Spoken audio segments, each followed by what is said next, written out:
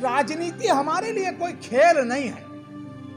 ये राजनीति जो आप समझ रहे हैं, बहन जी जिस दिन चाहेंगी उस दिन सत्ता बना लेंगी। और उन्होंने बड़े संजीदगी से कहा कि नहीं, हमारे लिए ये खेल नहीं है, हमारे लिए राजनीति सामाजिक न्याय देने का साधन है। सपने अगर देखना है तो सोते हुए सपने मत देखो, सपने अगर जागते हुए देखोगे तभी पूरा कर पाओगे। तो इसलिए बहुजन समाज पार्टी में जागते हुए सपने देखने हैं साथियों।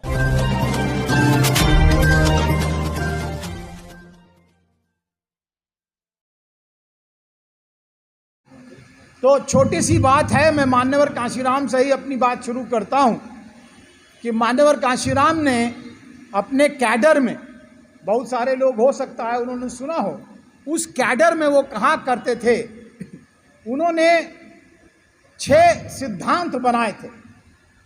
और 6 सिद्धांत, पहला सिद्धांत उनका था कि अगर समाज को बदलना है तो समाज को समझना पड़ेगा।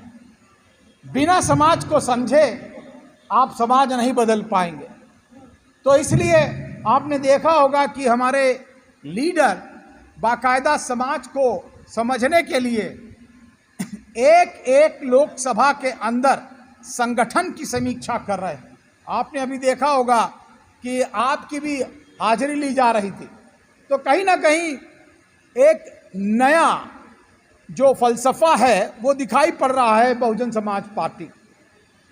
दूसरा, मान्यवर कांशीराम कहा करते थे कि जैसे लोग होते हैं उनको वैसे ही लीडर मिल जाते हैं। यह दूसरा सिद्धांत, क्योंकि डेमोक्रेसी में लोग लीडर को नहीं चुनते, लोग लीडर को चुनते हैं। लीडर आकर के नहीं बोलता कि आप मेरे हो जाइए।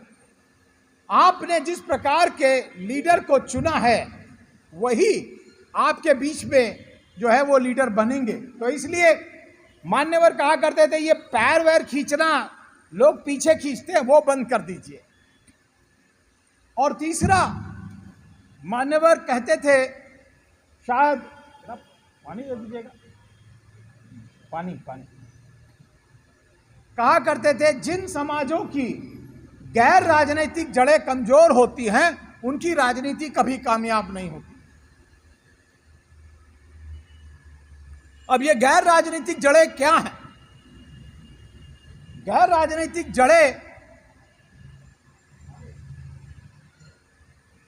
कैसे मजबूत की जाएंगी?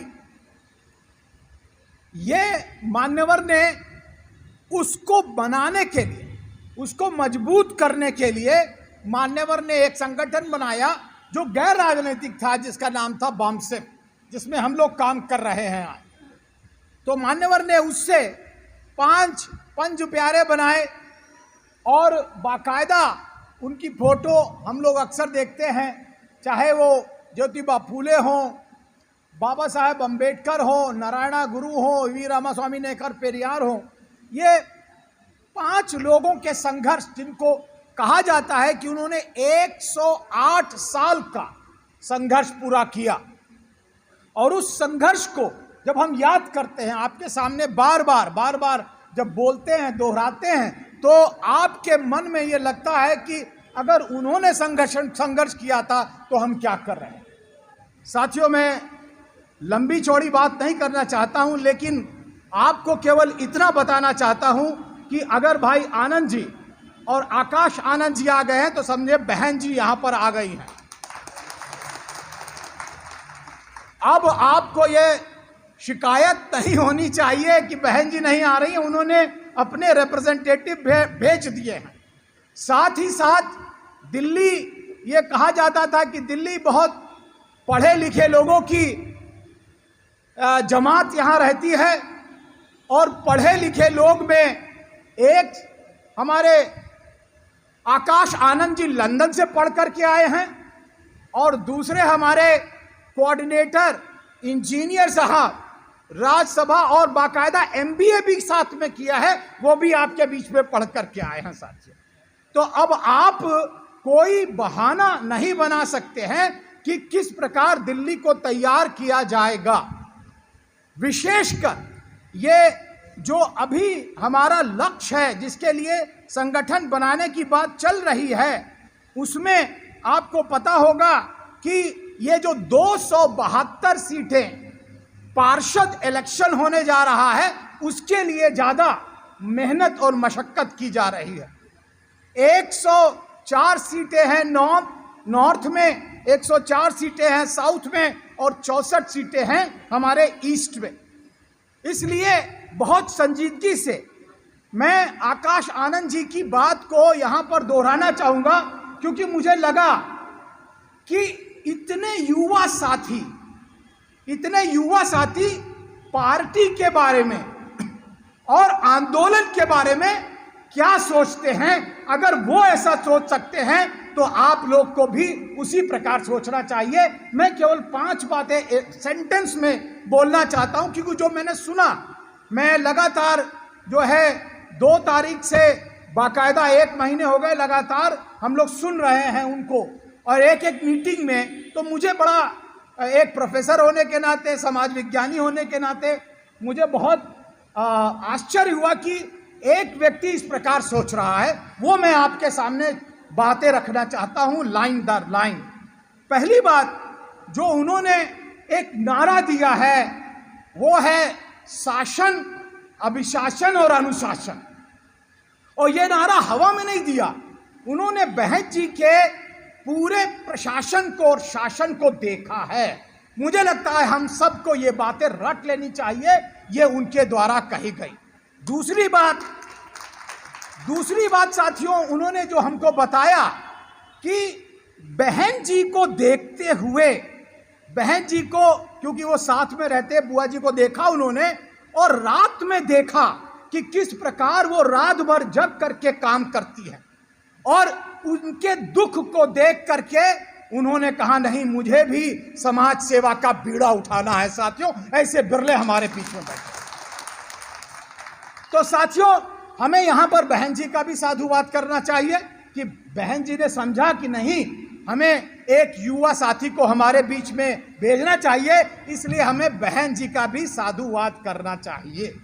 साथियों, तीसरी बात जो उन्होंने बताई थी, अभी ये 2 तारीख को मीटिंग थी, उसमें उन्होंने बताया कि राजनीति हमारे लिए कोई खेल नहीं है।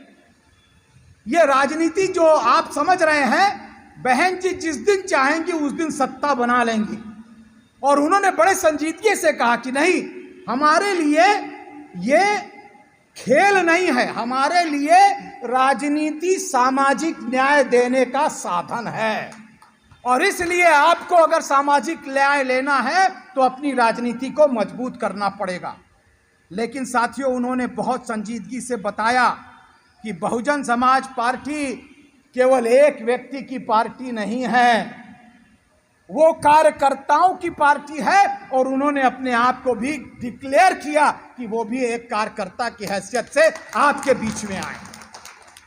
लास्ट बात साथियों जो उन्होंने बताई, बहुत सारी बातें बताई, मैंने तो केवल जो पॉइंट नोट किए आपके बीच में बता रहा हूं, लेकिन उन्होंने कहा, और वो बातें हमारे भाई साहब आनंद जी ने भी दोहराई, कि सपने अगर देखना है तो सोते हुए सपने मत देखो, सपने अगर जागते हुए देखोगे तभी पूरा कर पाओगे। तो इसलिए बहुजन समाज पार्टी में जागते हुए सपने देखने हैं साथियों।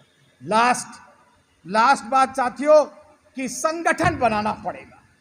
बिना संगठन बनाए काम नहीं चलने वाला है, और अगर आप बूथ स्तर तक का संगठन नहीं बनाते हैं तो आपको सत्ता में आने का सपना नहीं देखना चाहिए। इसलिए साथियों, मुझे लगता है कि उनके द्वारा जो दिए गए, हमारे अभी मैंने दूसरे साथी के बारे में नहीं बताई बात, लेकिन एक बात जरूर बताना चाहूँगा माननीय राम जी गौतम जी के बारे में, कि उन्होंने दक्षिण में जिस प्रकार बहुजन समाज पार्टी की अलग जलाई है, मुझे लगता है वही अलग कैसे जलाई।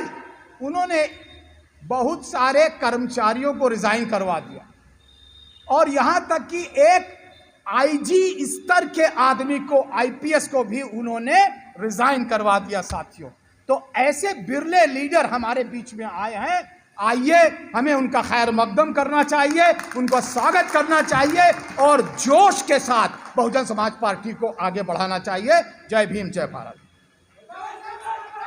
अपना चैनल, आपका चैनल, समाज का चैनल, देश का चैनल NB News 24/7 को आप लाइक करें, सब्सक्राइब करें और ज्यादा से ज्यादा इसकी वीडियो को शेयर करें ताकि हर खबर को मैं आप तक आसानी से